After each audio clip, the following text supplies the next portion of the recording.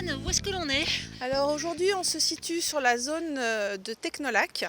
La zone de Technolac qui est constituée de 3 parties. La première, la ZAC numéro 1, qu'on appelle aussi ZAC 1, qui est sur le territoire de la commune du Bourget-du-Lac, de même qu'une partie de la ZAC numéro 2, alors qu'une partie complémentaire de la ZAC 2 et la ZAC 3 sont sur la commune de la Motte-Servolex.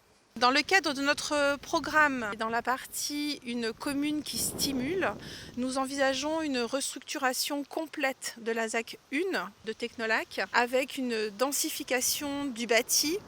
En effet, le bâti actuel est vieillissant, n'est plus aux normes thermiques et a des fondations qui ne permettent pas d'envisager une surélévation. D'autre part, les bâtiments se situent dans une zone qui est contrainte par un plan de prévention par rapport aux inondations et il est donc nécessaire d'entreprendre une restructuration extrêmement importante. Ces locaux sont inoccupés depuis maintenant 5 ans. Ça signifie pour la commune un manque à gagner extrêmement important au niveau des ressources financières. Donc là, ce qu'on peut observer aujourd'hui, c'est l'évolution, c'est une illustration de la densification sur la ZAC 1 de Technolac, à savoir passer d'un bâtiment qui est en un seul niveau, rez-de-jardin, à un bâtiment qui est en R+2, avec exactement la même emprise au sol, donc aucune artificialisation supplémentaire de terre, ce qui est important pour nous, la préservation des espaces naturels qui sont autour des bâtiments.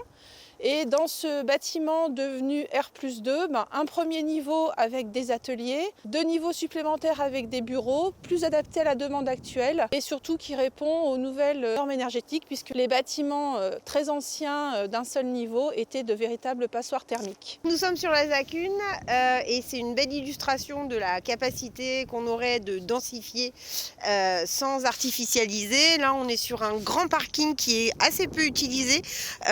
Déjà, il est rarement utilisé plus qu'à moitié. Il est utilisé entre les personnels des bâtiments ouragans, dont principalement Énergie-Pool, mais d'autres aussi, et puis l'université.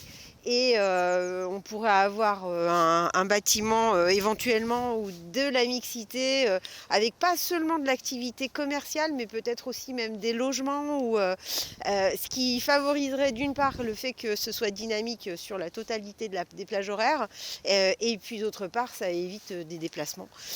Donc ce serait assez bienvenu. Et là on peut aussi très bien construire sans détruire les allées d'arbres. La place d'Armes est formidable, il y a plein de verdure et on pourra avoir une mixité d'usage des bâtiments sur cette implantation-là.